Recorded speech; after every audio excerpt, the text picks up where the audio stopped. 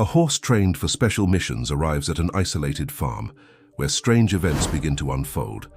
When all seems lost, it does something no one ever imagined. The sun had barely risen when John felt the morning dew on his face. His calloused fingers slid along the wooden fence that guided his path to the stable. The familiar scent of damp earth and freshly cut grass filled his senses, compensating for the darkness that had accompanied him for the past 2 years. Serene Hill Farm in Green Mountain, Colorado, remained alive in his memory, every nook and cranny preserved like photographs that time could not erase. Anna, his wife, watched from the porch as she prepared breakfast. Her attentive eyes followed her husband's every movement, admiring his determination to keep his family's legacy alive, even after the accident that had taken his sight. The aroma of freshly brewed coffee mingled with the scent of homemade bread, creating that cozy atmosphere only mornings in the countryside can provide. Claire, their eldest daughter, was already up, helping her brother Matthew organize the tools for another day of work. At 17, she had inherited her father's strength and determination, while Matthew, at 15, carried the curiosity and energy typical of youth. The sound of their boots on the wooden porch created a familiar symphony that echoed across the property. It was on this seemingly ordinary morning that Charles, an old family friend and former police officer, arrived with a surprise that would change the farm's routine. The sound of the hooves of the horse he was leading caught everyone's attention, especially John's, who could sense something different in that rhythm. "John, my friend," Charles's deep voice broke the morning silence.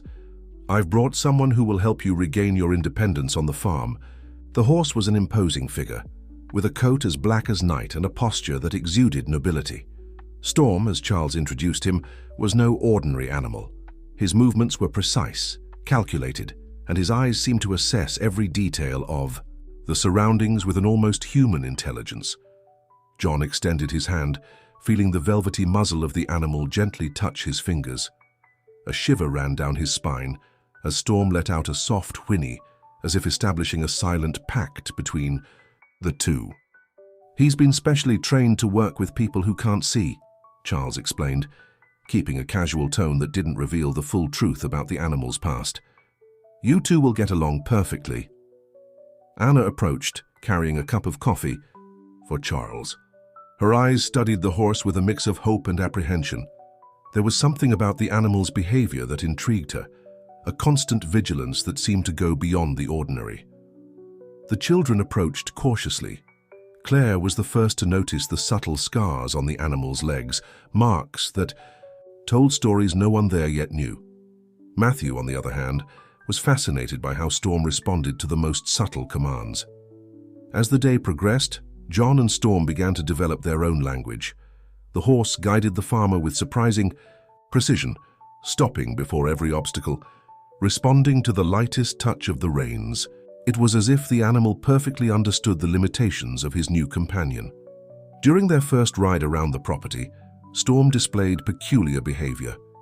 As they approached the farthest area of the farm, near the border with the woods, the horse suddenly became alert. His ears moved rapidly, picking up sounds the humans couldn't perceive. John, sensitive to changes in the animal's behavior, realized something was different.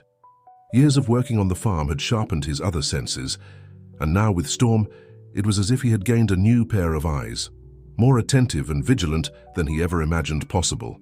At the end of that first day, as the family gathered for dinner, the sound of Storm's hooves in the stable created a new melody in the farm's nightly symphony. Claire, watching through the window, noticed how the animal remained alert even during rest, like a silent guardian protecting his new home.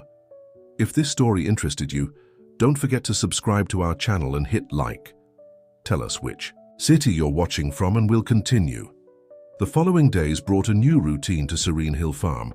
John and Storm developed a bond that went beyond the relationship between man and animal. During their morning rides, the farmer began to notice that his new companion not only guided him, but also seemed to map the territory with military precision. Claire, always attentive to details, was the first to notice something strange on a particularly humid morning. While feeding the chickens, her eyes caught unusual marks near the main gate. The tire tracks were different from the usual ones, wider and deeper, as if a heavy vehicle had passed through during the night. "Dad," she called, leading John to the spot. "Something's different here." John slid his fingers across the damp ground, feeling the marks in the soil. His years of experience on the farm allowed him to see through touch. The marks were recent and definitely didn't belong to any of the neighbors' vehicles that usually visited the property. Storm, who was accompanying them, displayed peculiar behavior as they approached the area. The horse rhythmically stomped its hooves on the ground, its ears moving in all directions like antennas, picking up invisible signals. John noticed the animal's restlessness and made a mental note to discuss it with Charles later. Anna, from the porch, watched the scene with growing concern. Over the past few days, she had started noticing small, unusual sounds at night, noises that had previously gone unnoticed in the farm's silence. The wind through the trees seemed to carry coded messages, and the shadows cast by the moonlight appeared denser than usual. Matthew, always the adventurer, began making his own discoveries. During his explorations around the property, he found tools out of place: pliers near the back fence, a shovel leaning against a tree where no one usually worked. Small details that, on their own, might not mean much but were starting to form a troubling pattern. During lunch, the family discussed these events when Storm in the pasture near the house began neighing unusually. The sounds were short, almost like a code, causing John to raise his head in attention. The farmer had learned to trust the animal's instincts, which seemed sharper than any other horse he'd ever had. "He's different today," Anna commented, observing the animal's behavior from the kitchen window. "He seems more anxious." Claire approached the window, her eyes scanning the familiar landscape that now seemed charged with mystery. It was then that she noticed something that made her heart race: a metallic glint at the edge of the woods, something that shouldn't have been there. Before she could mention her discovery, the object had disappeared, swallowed by the dense vegetation. That afternoon, when Charles arrived for a routine visit, John shared his concerns. The former police officer listened intently, his face hardening as the pieces of information connected in his experienced mind. There was something he hadn't shared about Storm, a secret that now seemed more relevant than ever. "John," Charles began, carefully choosing his words, "Storm isn't an ordinary horse. He was trained for much more than just guiding people." The sun was beginning to set as Charles left, leaving more questions than answers in the air. The family gathered for dinner, each member lost in their own thoughts. The sound of cutlery on plates was occasionally interrupted by Storm's neighing, which seemed more vigilant than ever. In the darkness of the stable, the horse's watchful eyes continued their silent vigil. Something was changing at Serene Hill Farm, and Storm seemed to be the only one who fully understood the magnitude of what was to come. The night wind carried whispers of danger, and the animal, true to his nature and training, remained alert, protecting his new family. Night fell over Green Mountain as the first reports began to arrive. Mr. Joseph, the owner of the neighboring farm, appeared breathless on the Oliveira's porch. The old farmer, known for his calm demeanor, was visibly shaken. Anna greeted him with a cup of chamomile tea, while John, drawn by the sound of voices, joined them. "My new tools are gone," Mr. Joseph explained, his hands trembling slightly as he held the cup. "And that's not all. I found strange marks near the barn, as if someone had been scouting the property." John furrowed his brow, recalling recent discoveries on his own farm. Claire and Matthew, who were listening to the conversation from the living room, exchanged worried glances. The coincidences were beginning to form a troubling pattern. In the stable, Storm stirred, his hooves rhythmically tapping against the packed dirt floor. The sound caught Claire's attention, and she approached the animal. Under the silvery light of the moon, she noticed that the horse kept its ears turned toward the direction of the woods, as if it sensed something beyond human perception. "It's not the first case," continued Mr. Joseph, his voice dropping to almost a whisper. "The Mendonças on the other side of the valley have also reported strange occurrences. Missing tools, tire marks, lights in the early hours of the morning." Anna felt a shiver run down her spine. The nights on the farm, once so peaceful, now seemed charged with a palpable tension. Every noise, every shadow, carried with it the possibility of a new, unsettling discovery. Matthew, driven by teenage curiosity, began to create a mental map of the incidents. The affected farms formed a circular pattern, as if someone were systematically exploring the area. His young and agile mind connected the dots that the adults were still trying to comprehend. The next morning, during breakfast, Charles arrived earlier than usual. His troubled expression indicated that he brought more news. Before even sitting at the table, his eyes sought out John. "We need to talk about Storm," he said, his grave voice carrying a different weight. "There's something you need to know." About his training, the former policeman took a deep breath before continuing. His years of experience in law enforcement had taught him to recognize patterns, to identify when seemingly isolated events were part of something larger. "Storm wasn't just trained to guide," explained Charles, choosing his words carefully. "He was part of a special unit. His training included detecting suspicious activities, surveillance, and protection." John felt the weight of his friend's words. Suddenly, the horse's peculiar behavior began to make sense. The specific whinnies, the constant attention, the way he reacted to certain sounds and movements, it was all part of his specialized training. Claire, who had gone out to check on Storm, came running back to the house. Her eyes shone with a mix of fear and excitement.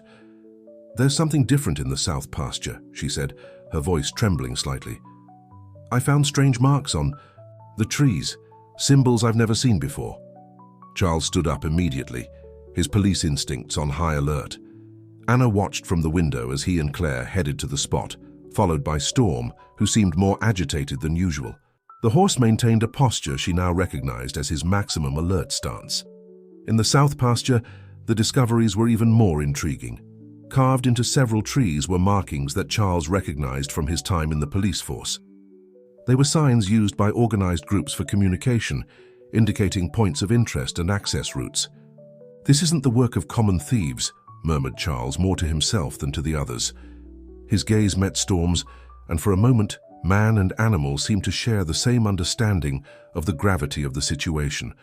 The discovery in the south pasture changed the atmosphere at Serene Hill Farm. John, even though he couldn't see the symbols on the trees, felt the weight of concern in the voice of every member of his family. Conversations at the dinner table became quieter, as if the walls themselves might be listening. Anna began implementing new security routines. Doors were checked twice before bed, and windows were fitted with extra locks. Matthew, always close to his father, developed the habit of patrolling the perimeter of the house before dusk, always accompanied by Storm. The horse, in turn, seemed to have intensified his vigilance. His moments of rest became shorter, and his watchful eyes constantly scanned the horizon. During rides with John, Storm began to display even more protective behavior, carefully choosing paths and avoiding certain areas of the property. On a particularly hot afternoon, Claire was in the barn organizing the tools when she heard a sound that made her freeze. It was the unmistakable noise of footsteps on dry straw coming from outside. Her heart raced, but years of living on the farm had taught her to stay calm. Storm, who was grazing near the barn, immediately raised his head. His ears moved toward the sound, and his body assumed a posture that Claire recognized as a sign of alert. The animal moved silently, positioning himself between the source of the noise and the barn. Anna, from the kitchen window, watched the scene with a tight heart. She saw when a man emerged from the vegetation, seemingly looking for something. Her first instinct was to call John, who was on the porch with Charles, discussing security measures for the property. "Good afternoon," the stranger's voice cut through the air, unnaturally casual. "I'm looking for the owner. I'm interested in buying horses for my farm." John, guided by Charles, approached the man. Years of experience dealing with people had sharpened his ability to judge character by voice, and something about the stranger's tone didn't seem natural to him. "I'm John Oliveira," he replied, maintaining a cordial but reserved tone. "But we don't have any horses for sale at the moment." The visitor insisted on a conversation, asking questions about the farm's routine, work hours, and the number of employees. Each question seemed like another piece of a puzzle that no one there wanted to put together. Storm, still in his protective stance, kept his eyes fixed on the stranger. The horse occasionally tapped his hoof on the ground in a pattern that Charles recognized from his police training. It was a warning sign. Claire, who had approached silently, noticed something that made her blood run cold. In the man's boot, there were traces of red mud, the same type of soil that had been found in the strange marks near the gate days earlier. The visitor, noticing the suspicious glances, especially from the horse, quickly said his goodbyes, claiming other commitments. As he drove away in his pickup truck, Charles made mental notes of every detail of the vehicle. "John," Charles said as soon as the man was out of earshot, "that guy, I recognize him. He was investigated in another county for suspicious activities. We need to double our vigilance." That night, the family gathered for a meeting. The stranger's presence had made a threat that once seemed distant feel all too real. Anna suggested alerting other neighbors and creating a more effective communication network. "Storm knew," Matthew commented, breaking a moment of silence. He sensed something was wrong, even before the man showed up. John ran his hand over, his face deep in thought. The farm he had inherited from his parents, the place he knew like the back of his hand even after losing his sight, now felt different. Every corner held the possibility of danger. Every sound brought a new worry. The evening in Green Mountain had always been special, with the sky painted in shades of orange and violet, but on that particular night, there was something different in the air. Anna watched from the porch as John and Storm returned from their afternoon ride. The horse moved with unusual caution, stopping occasionally to examine the shadows lengthening with the sunset. Claire, who had spent the afternoon helping in the garden, approached her mother with a worried expression. In her hands, she held something she had found partially buried near the back fence, a small metallic device that appeared to be some kind of electronic equipment. "Mum," she whispered, showing the object, "I found this near where I saw those strange marks last week." Anna examined the device carefully, her heart racing as she recognized what seemed to be a small camera. Her thoughts were interrupted by the sound of Storm's hooves as he approached with John. "Something's wrong," said John as soon as he dismounted, his voice heavy with concern. "Storm is acting different today. The entire ride, he avoided certain areas of the farm, areas we usually pass through without any issues." Matthew, who was in the barn putting away the tools, ran over to them with news. During his routine organizing, he had discovered fresh marks on the wood of the back wall, as if someone had tried to force their way in. The young man, always observant, also noticed fresh footprints that didn't belong to any member of the family. Charles arrived shortly after, bringing even more unsettling news. During his patrol of the area, he found out that 2 other properties had reported similar incidents. At one of them, valuable farming equipment had gone missing overnight. "John," said Charles, his voice low and serious, "I need to tell you more about Storm. There's a specific reason I brought him to you." The group gathered in the living room. The windows were closed, and Charles began to reveal more details about the animal's past. Storm wasn't just a horse trained to assist people with visual impairments. He had been part of a special unit that investigated organized groups targeting rural properties. "He has specific training to detect surveillance and intrusion patterns," explained Charles. "Those short whinnies you noticed, they're signals he's trying to warn us about something." Anna then shared her latest discovery. Over the past few nights, she had noticed strange lights coming from the woods, as if someone was watching the farm. Claire showed the device she had found, and Charles examined it with evident concern on his face. "This confirms my suspicions," he said, turning the object over in his hands. "We're not dealing with ordinary thieves. This is sophisticated equipment used for monitoring." As they spoke, Storm began to act even more restlessly in the stable. His neighing became more frequent, and the sound of his hooves hitting the ground created a pattern that Charles immediately recognized from his training. "He's signaling imminent danger," explained the former police officer, quickly standing up. "We need to act now." John, even without being able to see, sensed the growing tension in the air. Years of working on the farm had sharpened his other senses, and something inside him told them they were about to face a greater challenge than they imagined. "Let's gather the neighbors," suggested John, his voice steady despite his concern. "If we're being watched, we need to show we're not alone." Claire and Matthew were sent inside the house, while Anna began making calls to the nearest neighbors. Charles, using his police experience, started drafting a community surveillance plan. Night fell over Green Mountain, bringing with it a different, kind of darkness thicker and more menacing. In the stable, Storm kept his tireless vigil, his watchful eyes scanning the shadows, as if he knew something was about to happen. The wind whispered through the trees, carrying promises of a night no one at Serene Hill Farm would soon forget. The community hall of Green Mountains Church had never been so full. Farmers from across the region gathered after Charles's call, each bringing their own accounts of strange occurrences.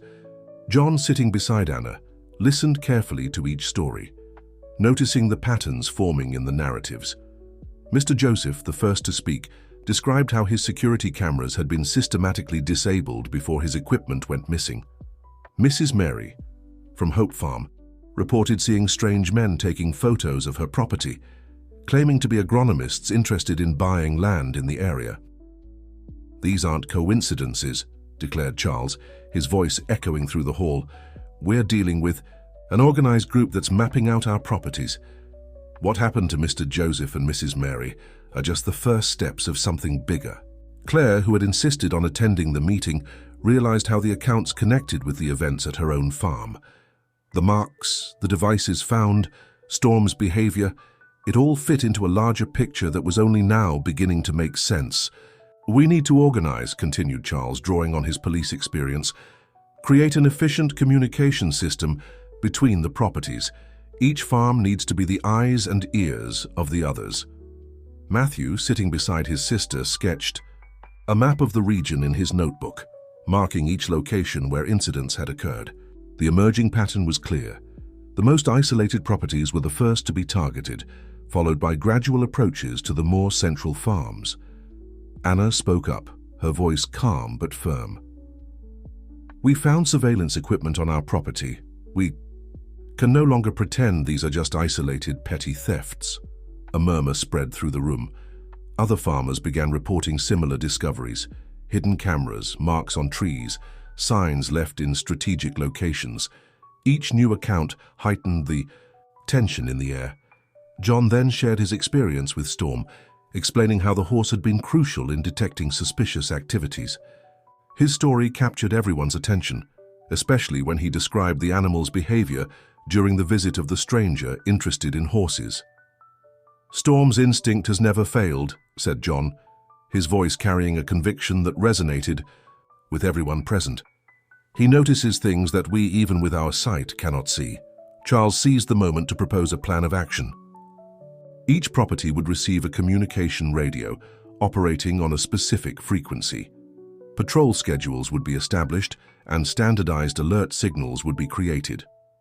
"We need to stay one step ahead of them," explained the former police officer. "If they're watching us, we'll show them we're paying attention too." Clara raised her hand, sharing her discovery about the red dirt marks on the suspicious visitor's boots.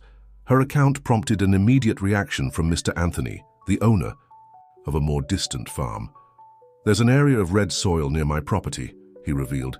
"In recent days, I've noticed strange activity there, especially at night." The meeting stretched into the afternoon, with the farmers sharing information and resources. A detailed map of the region was created, marking surveillance points and communication routes. Schedules were set for coordinated patrols, and teams were formed for nighttime monitoring. As the sun began to set, the participants left the hall with a renewed sense of purpose and unity. The community of Green Mountain, once scattered across their individual properties, now stood together as a cohesive force against the threat looming over them. Back at Serene Hill Farm, John noticed a shift in the atmosphere. Fear was being replaced by determination. Anna, Claire, and Matthew moved with more confidence, knowing they were no longer alone in their vigilance. In the stable, Storm remained, alert, as if understanding the significance of that day. His watchful eyes continued to scan the horizon, but now he was no longer the sole guardian of the farm. A protective network was beginning to form, woven by the unity and determination of a community that refused to be intimidated. The plan established at the meeting began to be put into action immediately. The farms of Green Mountain transformed into an interconnected surveillance network, with each property playing its specific role.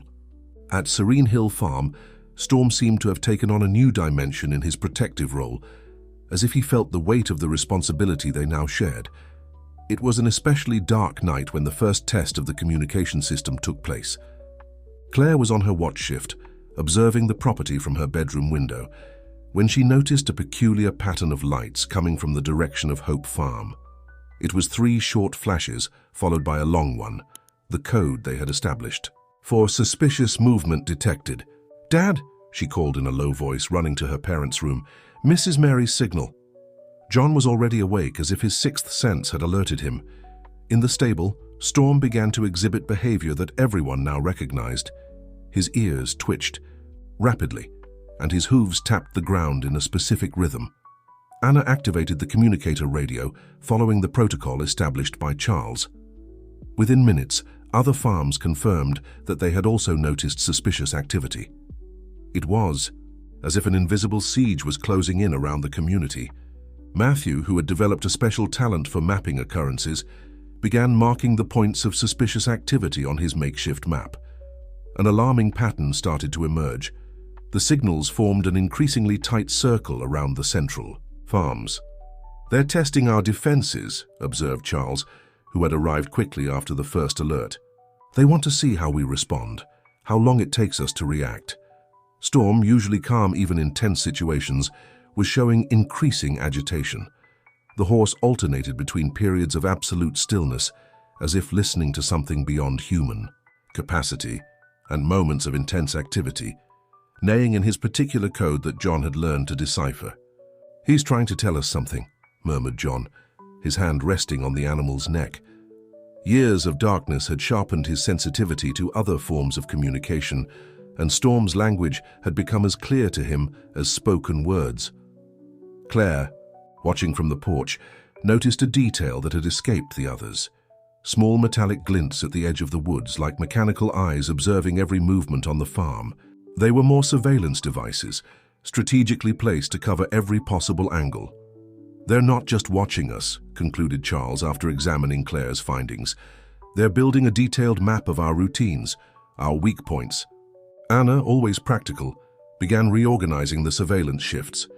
The children would be kept indoors at night, and the observation shifts would be shortened to avoid excessive fatigue. The community needed to be alert, but also rested for the days to come.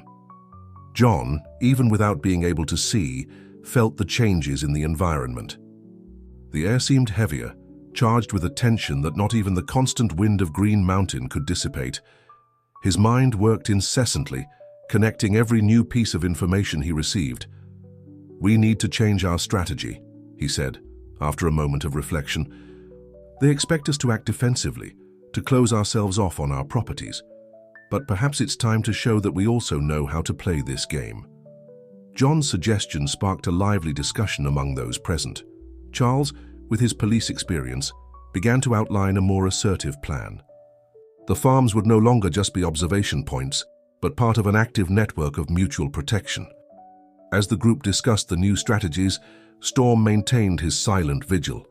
His watchful eyes remained fixed on the darkness, as if he could see beyond the shadows enveloping Serene Hill Farm.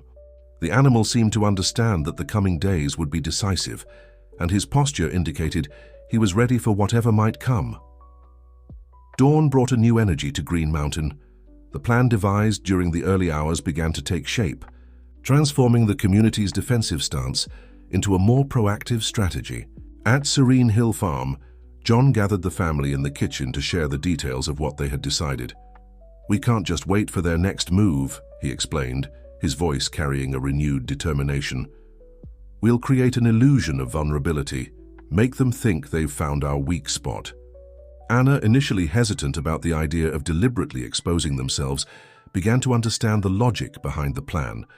Claire and Matthew listened intently, their young faces reflecting a mix of apprehension and excitement.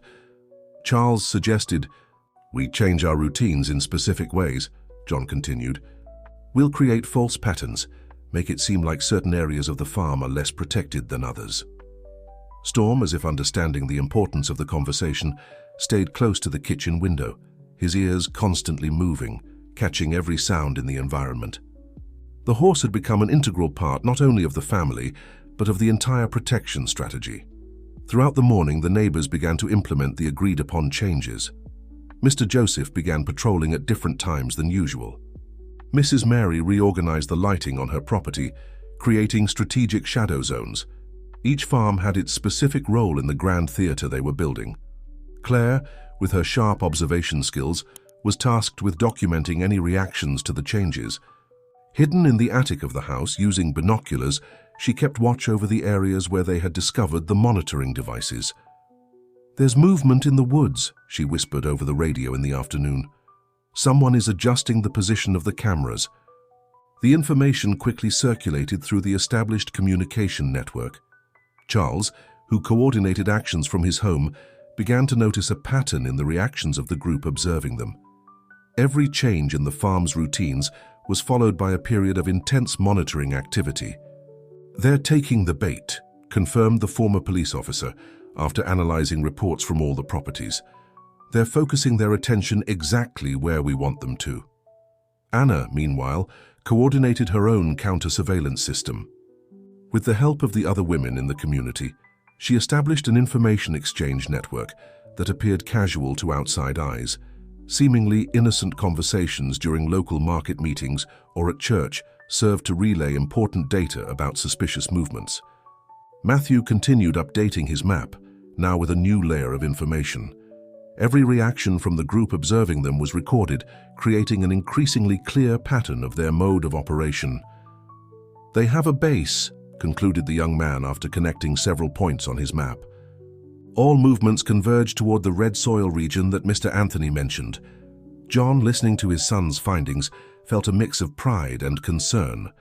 The plan was working, but it meant that the confrontation everyone anticipated was drawing closer. Storm seemed particularly restless that afternoon. His whinnies had taken on a different, more urgent pattern. Charles, who knew the animal's signs well, realized that something significant was about to happen. "He senses they're preparing to act," explained the former police officer. "We need to be ready." Night fell over Green Mountain, bringing with it a palpable tension.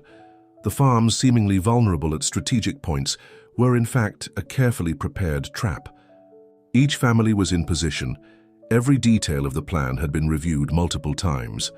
John, sitting on the porch with Anna, held her hand in silence. The wind carried the sounds of the night, and each one now held a different meaning. In the stable, Storm kept his vigil, his watchful eyes fixed on the darkness like an ancient guardian protecting his territory. The community of Green Mountain had transformed. The initial fear had given way to a collective determination, a strength, born from the unity of neighbors who were now more than that. They were allies in a battle to preserve their way of life. The plan had been in motion for 3 days when the first signs appeared. It was a Thursday afternoon, and the sky over Green Mountain was heavy with clouds that promised a stormy night.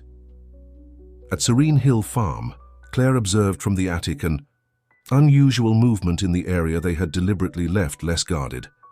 "Dad," she whispered into the radio, "3 different men have passed by the north fence in the last 20 minutes. They're wearing dark clothes and carrying large backpacks." John, who was in the barn with Storm, felt the horse tense up even before receiving his daughter's message. The animal had developed a 6th sense for danger that had grown even, sharper in recent days. "Hold your position," John replied, his calm voice masking the tension he felt. "Charles is on his way with reinforcements." Anna, in the kitchen, watched the movement through the window while pretending to prepare dinner. The lights on and the seemingly normal routine were part of the carefully orchestrated act. Matthew, hidden in the back room, continued updating his map with the new information coming in over the radio. The approaching storm seemed to be working in their favor. The distant thunder masked the sound of the communication radios, and the flashes of lightning created shadows that confused the invaders' electronic surveillance. "Movement at Hope Farm," Mrs. Mary's voice crackled over the radio. "They took the bait. They're exactly where we wanted them." The plan they had devised was ingenious in its simplicity. After days of creating a false routine, they had made the invaders believed that the farms would be more vulnerable during the storm. The northern area, seemingly unprotected, was actually a funnel that would lead them exactly where the community wanted. Storm began to display behavior that John knew well. The horse was signaling that the crucial moment was approaching. His Hooves struck the ground in a specific pattern, a code that only John and Charles fully understood. "They're moving toward us," Claire reported, her voice trembling slightly with excitement. Two more just past the marked point. Charles, who was coordinating actions from a strategic point between the farms, began moving the pieces of the board they had prepared. Every farmer knew their role exactly, and each position had been rehearsed multiple times. "Now, John," Charles's voice came through firmly on the radio, "it's time to show them they picked the wrong farm." John mounted Storm with the agility that years of practice had given him. The horse, sensing the importance of the moment, moved with extraordinary precision. Together, they were more than a blind man and his horse. They were a force of nature as unpredictable as the approaching storm. Anna gave the agreed-upon signal, flashing the porch lights in a specific pattern. It was the signal for all the neighbors to take their positions. The darkness of the approaching night was their ally, as were the thunderclaps that now sounded closer. The invaders, confident in their plan, didn't realize that every step they took led them deeper into a carefully prepared trap. The cameras they had installed to monitor the farms now served only to record their own defeat. Claire, from her observation post, saw the first lightning bolt illuminate the sky, momentarily revealing the silhouettes of the men moving like shadows across the property. At that moment, Storm neighed, a sound that echoed through the farm like a battle cry. "They're surrounded," Mr. Joseph reported over the radio. "All escape routes have been blocked." The rain began to fall, first in scattered drops, then in a dense curtain that seemed to wash away the tension that had built up over the past few days. John, mounted on Storm, felt every movement of the animal beneath him, every shift in the terrain, every presence drawing near. The community of Green Mountain had transformed into a single force, moving in perfect synchrony. The fear that once paralyzed them had now turned into a fierce determination to protect their land and their families. The night promised to be long, but for the first time since it all began, they were certain that dawn would bring not just a new day, but a new era for Green Mountain. The storm raging above their heads was merely the prelude to what was to come. If this story intrigued you, don't forget to subscribe to our channel and hit like. Tell us which city you're watching from, and stay tuned. The lightning bolts cut through the sky at increasingly shorter intervals, illuminating the scene unfolding at Serene Hill Farm. The rain was falling heavily now, turning the ground into a slippery field that only Storm seemed capable of navigating safely. John, completely in tune with his equine companion, noticed every change in the animal's behavior. Storm moved like a shadow through the rain, his hooves finding firm ground where others would stumble. Years of specialized training were evident in every precise movement. "3 of them are near the old barn," Claire's voice came over the radio, nearly drowned out by thunder. "2 more are heading toward the southern pasture." Anna, from the house, coordinated the communication network with a calmness that even surprised herself. Each farm reported their positions, every movement was recorded and responded to with military precision. The strategy they had planned unfolded like a perfectly rehearsed choreography. "They realized it's a trap," reported Mr. Joseph, his voice tense over the radio. "They're trying to regroup near the border with the forest." It was at that moment that Storm demonstrated why he was considered special, even among trained horses. Without any apparent command from John, the animal began to move in a specific pattern, guiding his rider through the storm as if the darkness didn't exist. "What's happening?" asked Matthew, watching through the binoculars from the bedroom window. "Dad and Storm are dancing." Charles, observing from his strategic post, immediately recognized the movement. It was a containment technique he had helped develop during his years in the police force. Storm was executing a containment maneuver, using the rain and darkness as allies. "Let them continue," instructed Charles over the radio. "Storm knows exactly what he's doing." The invaders, now aware that they had grossly underestimated the Green Mountain community, found themselves in an increasingly desperate situation. Every attempt to escape led them deeper into the trap that had been set for them. Claire, from her observation post, noticed something extraordinary. The seemingly chaotic movement of her father and Storm was actually forcing the invaders to concentrate in a single area, exactly where the community wanted them to be. "It's like a ballet," she whispered, marveling at the precision of the movements. Anna, who maintained constant contact with all the neighboring farms, began receiving confirmations that the encirclement was complete. Each property had fulfilled its role in the plan. Every position was exactly where it should be. The rain continued to fall, but now it seemed to work in their favor. The thunder masked the sound of their communications, and the lightning, instead of exposing them, served to further disorient the invaders. Storm, guided by instincts honed through years of training, led John in a series of movements that seemed to anticipate every escape attempt by the intruders.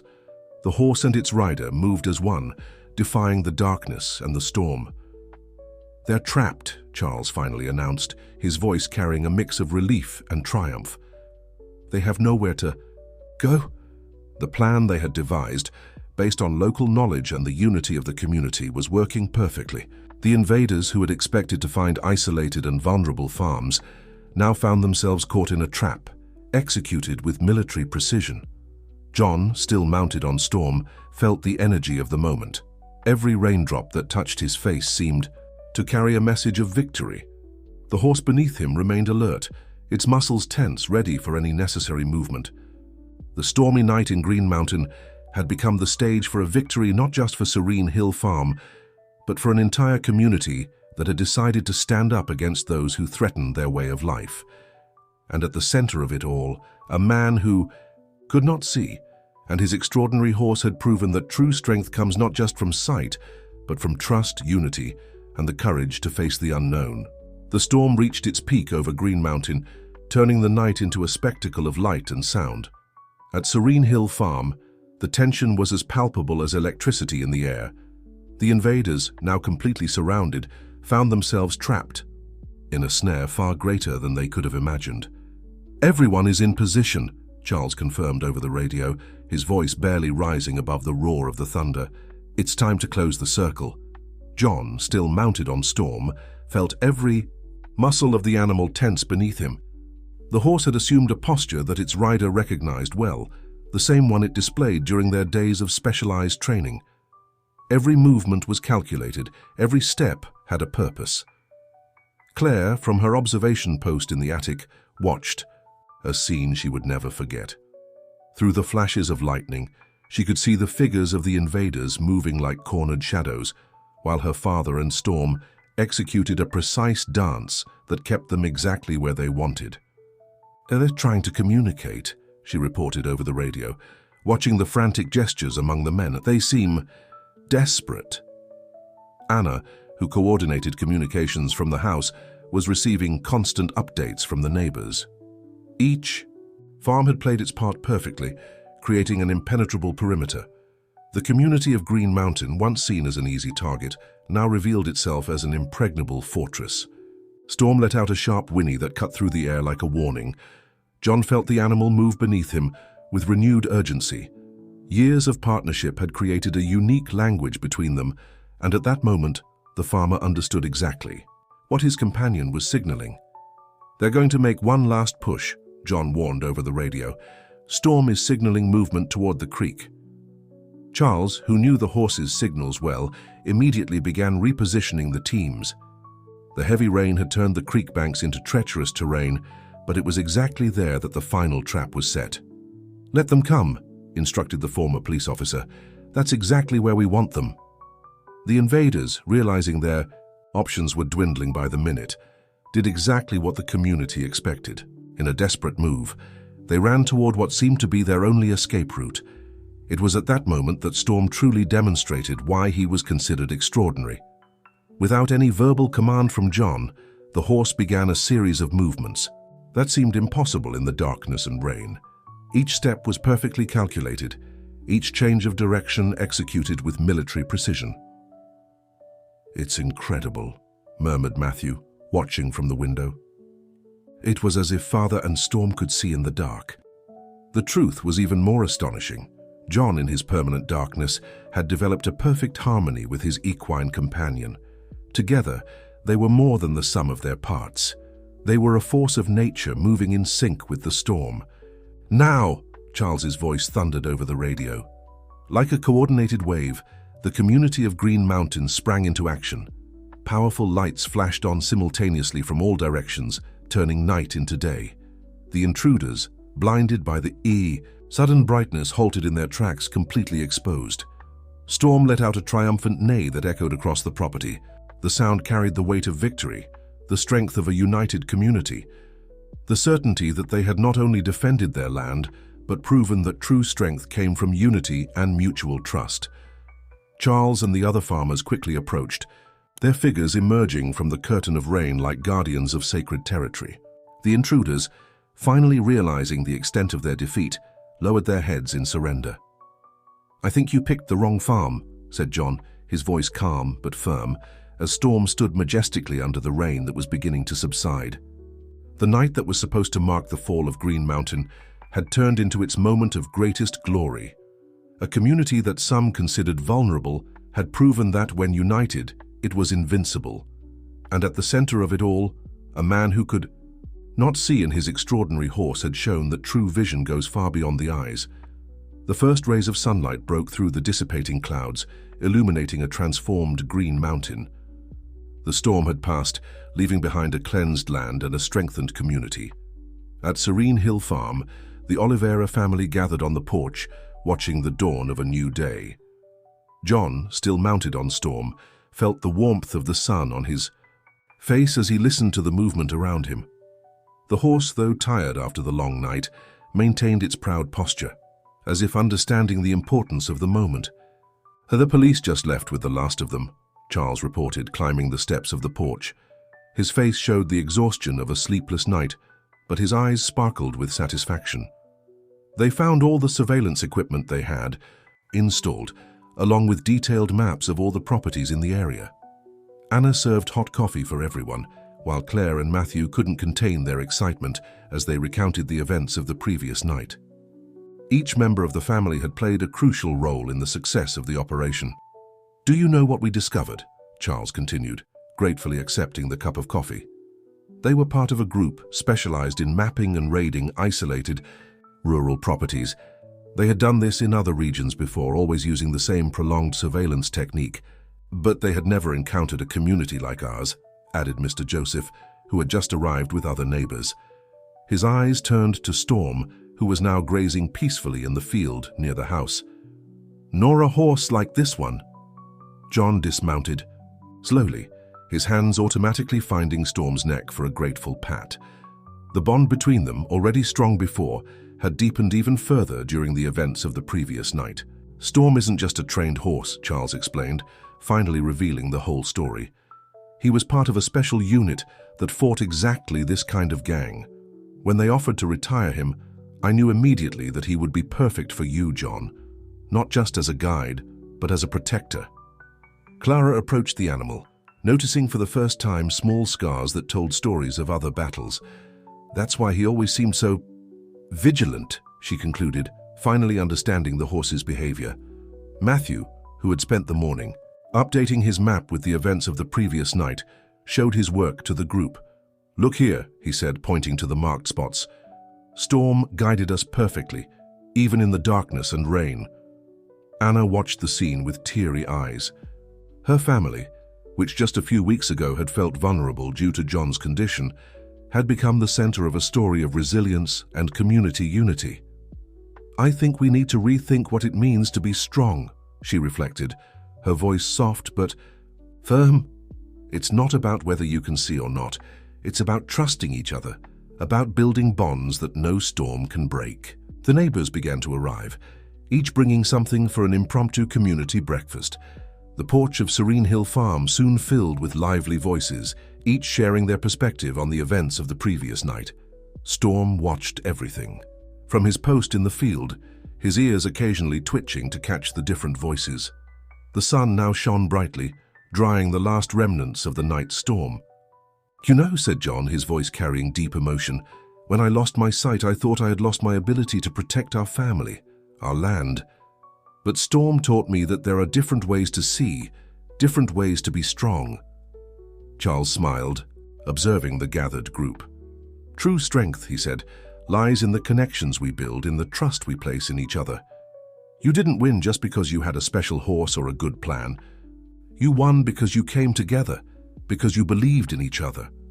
The morning progressed in Green Mountain, bringing with it the promise of a new beginning. The community that gathered at Serene Hill Farm was no longer just a group of neighbors. It was an extended family, strengthened by adversity and united by the courage to face the unknown together. The weeks that followed the events of that stormy night brought significant changes to Green Mountain. The story of the community that came together to protect their land, led by a blind farmer and his extraordinary horse, spread quickly throughout the region, inspiring other communities to strengthen their own bonds. At Serene Hill Farm, the routine had returned to its normal pace, but something fundamental had changed. John, during his morning ride with Storm, sensed a new energy in the air. The sounds of the farm, which had always been his guides in the dark, now carried notes of confidence and security that hadn't been there before. "It's incredible how everything has changed," Claire remarked as she helped her father unsaddle Storm after their ride. "Not just here on the farm, but all over Green Mountain." Indeed, the transformation was visible. The neighbors, who once maintained a distant cordiality, now visited each other frequently. The communication system established during the crisis had evolved into a permanent network of mutual support. "People have finally understood what it means to be a community," Anna observed from the porch, where she was serving coffee to Mrs. Mary and other neighbors who had gathered for one of their regular meetings. Matthew, who continued to develop. His talent for mapping and organizing information had created a community monitoring system that all the farms had adopted. His map, once a tool for defense, now served to coordinate planting, harvesting, and social events. "Your son has a special gift," Mr. Joseph commented during one of the community meetings that now regularly took place in the church hall. "He can see patterns where most of us only see scattered dots." Charles, who visited the farm more often, watched with satisfaction as his decision to bring Storm to John had set off a chain of events no one could have predicted. The horse, beyond his role as a guide and protector, had become a living symbol of the strength born from the union of different skills. "You know, John," Charles said during a quiet afternoon, "when I brought Storm to you, I knew he would be more than just a trained horse. But I never imagined that the two of you would end up transforming an entire community." John smiled, his hands stroking Storm's neck as he listened to the laughter of children playing in the pasture. The sound of hooves on the ground indicated that other horses were approaching, neighbors arriving for another one of the meetings that had become part of Green Mountain's new routine. "It's funny," John replied, "how sometimes we need to lose something to see what truly matters. I lost my sight, but I gained a different way of seeing the world. Our community had to face a threat to discover its true strength." Anna, watching the scene from the porch, thought about how her family had changed. Claire had developed a confidence beyond her years. Matthew had discovered his unique talents, and John had become not just the farmer who continued to manage his land competently, but a natural leader who inspired trust and unity. Storm, as always, maintained his silent vigil, but his watchful eyes now conveyed more tranquility than alertness. The horse seemed satisfied with the transformation he had helped create, as if he knew his mission had gone far beyond the training he had received. The afternoon progressed in Green Mountain, and with it came more neighbors for what had become a tradition.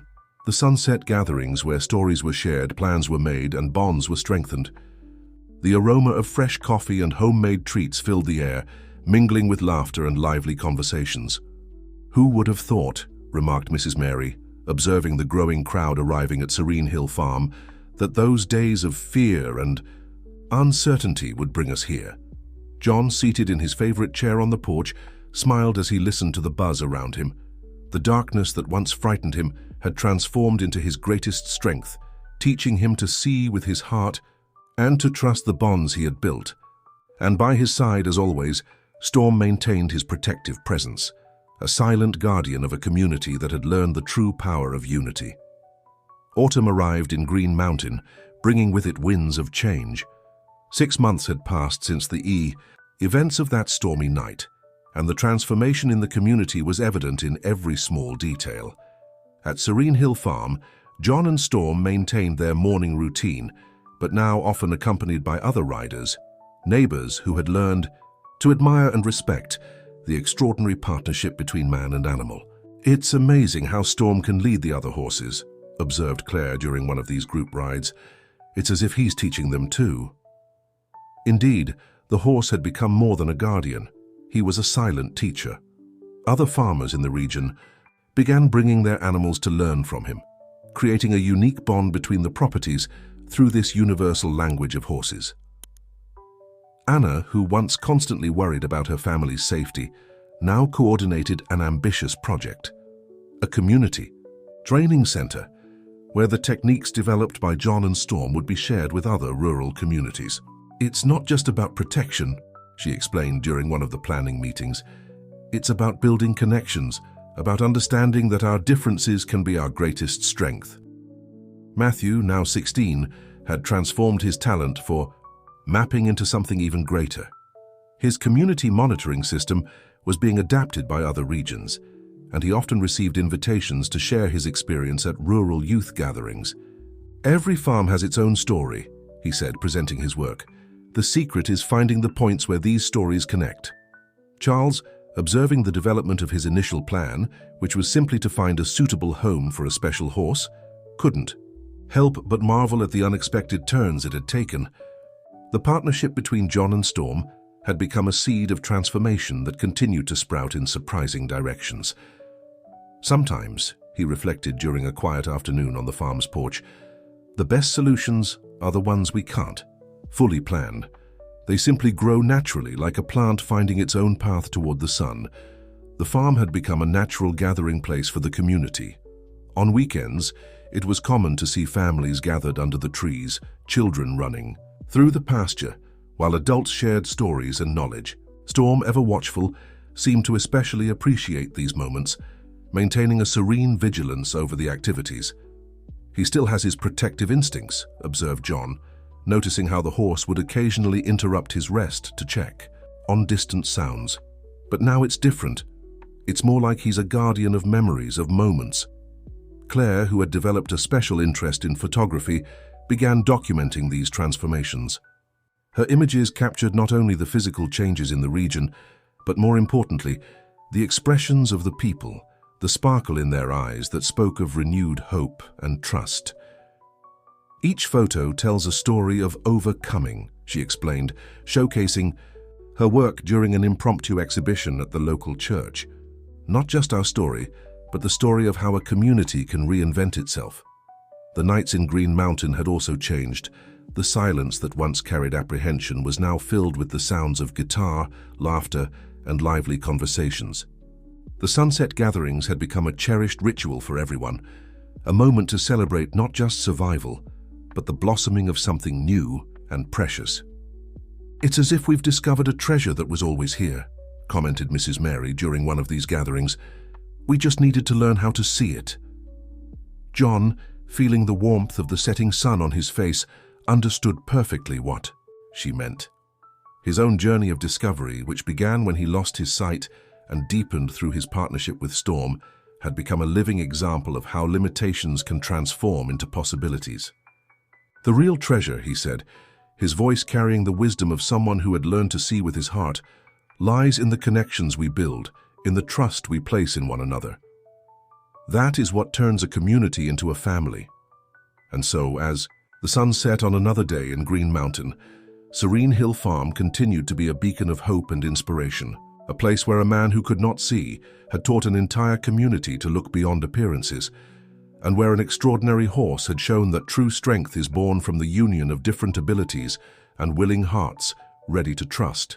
The sun rose over Green Mountain, painting the sky with shades of pink and gold that John could not see with his eyes, but felt with every fiber of his being. At Serene Hill Farm, a year had passed since that stormy night that had changed not just one family, but an entire community. Storm, as always, was by his side on the porch, his hooves gently tapping on the wooden floor in a rhythm only the two of them fully understood.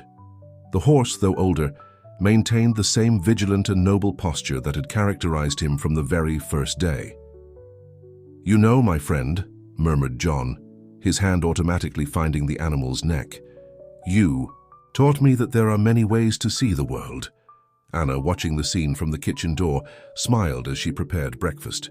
The farm had transformed into a hub of community life, a place where people from all over the region gathered to share experiences and strengthen bonds. Claire, now about to begin her university studies in veterinary medicine, inspired by her time with Storm, was organizing her final project before leaving. A documentary about the transformation of Green Mountain, told through the eyes of those who had lived it. Each person has a different perspective on the same story, she explained, adjusting her camera for another interview. It's as if each one learned a unique lesson, but they all connect in some way. Matthew, who had turned his talent for organization into a vocation, was now working on an even more ambitious project, a training center that would combine Storm's special techniques with community development programs. The idea is to show that the true strength of a community lies in the diversity of its abilities, he explained during a presentation to representatives from other regions.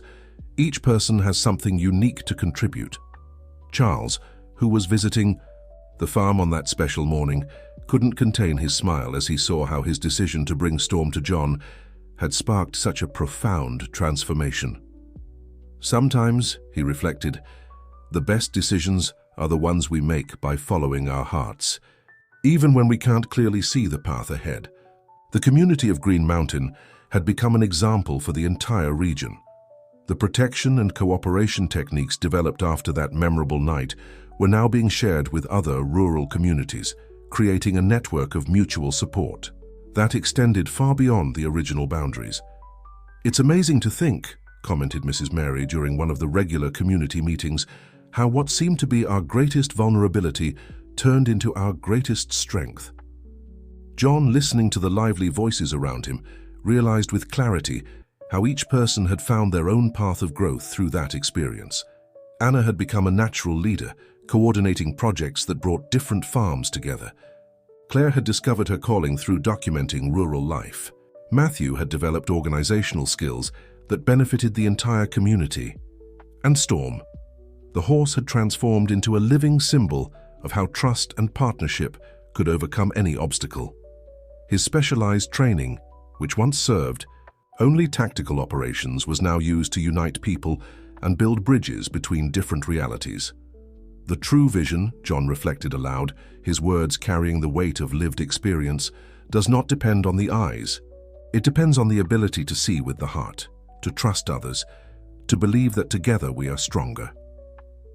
The words hung in the morning air, touching each person present in a unique way. Serene Hill Farm, which had once been just another rural property, had become a beacon of hope and inspiration, a place where people learned that limitations are merely starting points for new discoveries. In the stable, Storm maintained his constant vigil, his attentive eyes capturing every movement, every change in the environment. The horse, once trained for special operations, had found his true calling, to be a guardian, not just of a farm, but of an entire community and the values it represented. Each of us has a special gift, John concluded, his voice carrying the wisdom of someone who had learned to see beyond the darkness. The secret is to discover how that gift can benefit not just ourselves but everyone around us. And so, under the morning sun that warmed Green Mountain, the story of a man who could not see, an extraordinary horse, and a community that discovered its true strength continued to inspire and transform lives, proving that the deepest vision is the one that comes from the heart. If this story interested you, don't forget to subscribe to our channel and give it a like. Tell us which city you're watching from and we'll continue.